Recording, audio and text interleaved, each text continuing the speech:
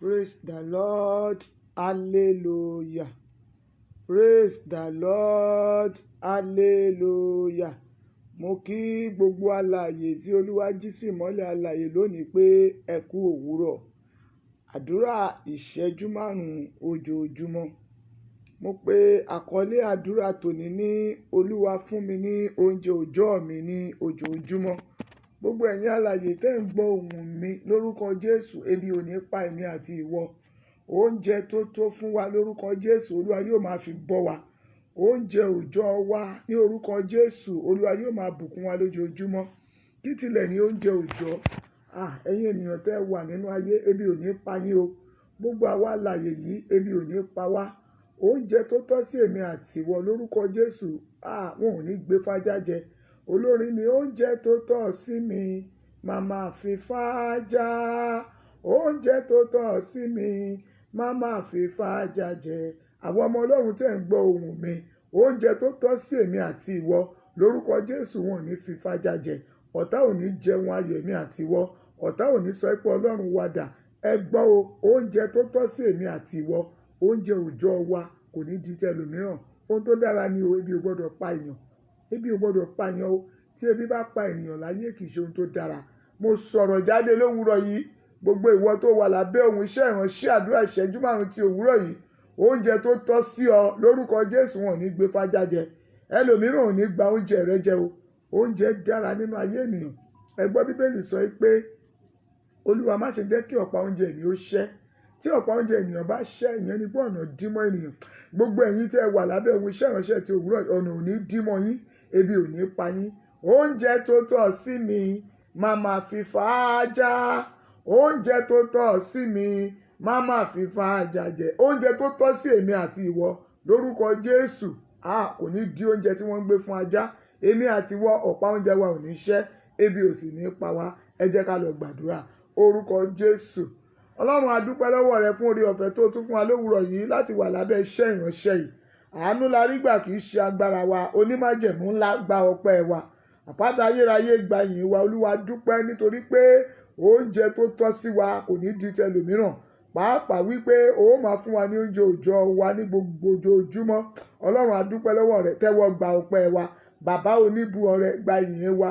A dúpẹ́ ààbò rẹ lórí wa pé a sùn láyọ̀. A tún jí ní àlàáfíà. Àwọn ò tójú oorun dójú ikú o. Ó fàyè gba ọ̀pá oúnjẹ wa láti ṣẹ́. Ọlọ́run, àwa yàn fún oore ńlá. Olúwa gba ọpẹ́ wa. Ọ̀nà ìgbàjẹ́ ọ̀nà ìgbàmú ìwọ Ọlọ́run òjò ó dí mọ́ wa. Àtijẹ́ àti mú òjò ó ní wa lára. A mú ọpẹ́ wa lówùúrọ̀, jẹ́ kó ṣe ìtẹ́wọ́gbà.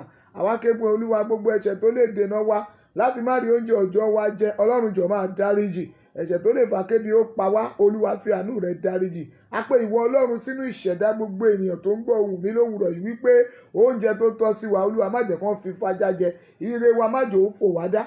Ògo wa má jẹ́ ó di tẹlòmíràn. Àdúrà ìṣẹ́jú márùn-ún tí èmi àti ìwọ gbà lónìí lórúkọ Jésù, oúnjẹ òòjọ́ wa lórúkọ Jésù kò ní di tẹlòmíràn. Ẹ̀mí mímọ́ yóò máa bọ́ wa. Olúwa yóò máa bùkún wa. Ọlọ́run, jẹ́ kébi ó pa wá. Ìwọ alààyè tó wà lábẹ́ ohun iṣẹ́ ìránṣẹ́ tòní yìí, àtiwọ́ àti ìdílé rẹ, ebi ò ní pa yín. Ọ̀pá oúnjẹ yín kò ní ṣẹ́. Lórúkọ Jésù, ọ̀nà ìgbàjẹ ọ̀nà ìgbàmú kò ní dí mọ́ èmi àti ìwọ. Ọlọ́run tó fi ọ̀rọ̀ yìí sí wa lẹ́nu láti sọ jáde lówùúrọ̀ yóò máa bùkún wa. Tó bẹ́ẹ̀ gẹ́ tẹ́bi ò ní pa wá.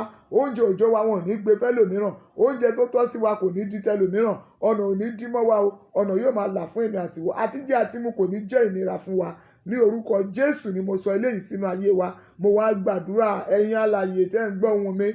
Pàápàá ìwọ tá a pè ní aboyún, ó máa bí tibitiye. Ìwọ tá a pè ní ìyá àbíyè, àwọn ọmọ rẹ ò ní kú. Ìwọ tá a forúkọ pè tá a pè ní àgàn, ó máa dọlọ́mọ. Gbogbo aboyún ayé, ọjọ́ ìkúnlẹ̀ yìí kò ní bọ́ sí ìnira. Ìyá sọ̀rọ̀, ọmọ á fọhùn, ìyanu á sì ṣẹlẹ̀. Mo wá sọ̀rọ̀ jáde, gbogbo ìwọ tó ń wojú Olúwa fún iṣẹ́, ẹ̀mí mọ́ máa bùkún rẹ̀. Ebi ò ní pa ọ́. Àti jẹ àti mu kò ní bọ́ sí ìnira. Ó ní jẹun lọ́wọ́ ọ̀tá rẹ o. Lórúkọ Jésù, oúnjẹ tó tọ́ sẹ́mi àti ìwọ kò ní di tẹlòmíràn. Ògo wa ò ní dàpínlé. Níbi tí wọ́n ti mọ̀ wá, níbi tí wọ́n ti mọ̀ wá, ẹ̀mí mọ́ yóò máa ròyìn wa fún ìyanu. Ìyanu yóò máa ṣẹlẹ̀ nínú orúkọ wa. Gbogbo wa ní pé ń porúkọ èmi àti ìwọ yóò máa já sí ìyanu. Àánú Ọlọ́run yóò farahàn níbi tí wọ́n bá ti gbé pín ire lórúkọ Jésù. A ò ní jẹ ní àwátì níbẹ̀ o. Oúnjẹ tó tọ́ sí èmi àti ìwọ, wọn ò ní gbé fájá jẹ. Ẹ̀mí mọ́ yóò sì máa bọ́ wa ní ojoojúmọ́. Ọ̀pá oúnjẹ èmi àti ìwọ tó gbọ́ ohùn àdúrà yìí, ìṣẹ́jú márùn-ún lówùrọ̀ ọ̀pá oúnjẹ wa ò ní ṣẹ́ bẹ́ẹ̀ lórí o àṣẹ ìpégun Jésù Kristi agbára wa àmín àmín àmín ní orúkọ Jésù. Ẹ̀yin ọlọ́jọ́ ìbí òní ẹ kú oríire ẹ ó ṣe ọ̀pọ̀ ọdún láyé. Ìwọ tó wà lórí ìdí àìsàn a gbé ọ dìde lórí àkéte rẹ àánú sọ̀rọ̀ fáyé rẹ Jésù agbára wa àmín. Èmi ni ajínrere Bọ́ládayọ̀ Olúṣọlá Oyètókí láti ìjọ aláṣẹ nínú Jésù. Ayọ̀ ní fún yín lọ́jọ́ gbogbo. Ẹ lọ lónìí kẹ́ lọ ríre gbà ebi ò sì ní pa ọ́ àlàáfíà fún ọ.